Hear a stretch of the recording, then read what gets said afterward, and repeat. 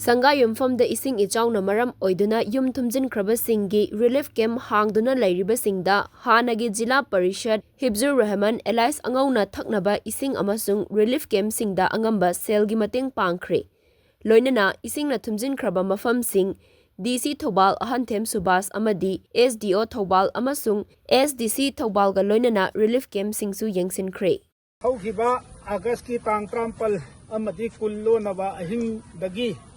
sangaiyumphamgi wangjing turen haiba tare sangaiyumpham phauduna cheliba wangjing turel asina danger level dagi yamna henduna turen gi imai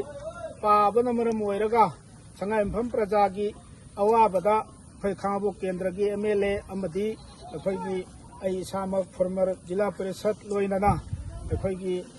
DC thoubal lakpiduna khoi gi isaw asigi damakta awana mateng pangbiri loinana hujik sangaiyumphamgi praja khutingmak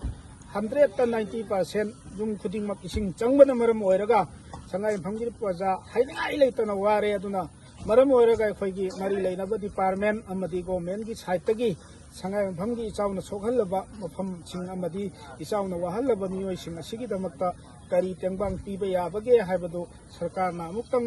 mien tabinanaba pukning sarkargi pukning chingchinjari.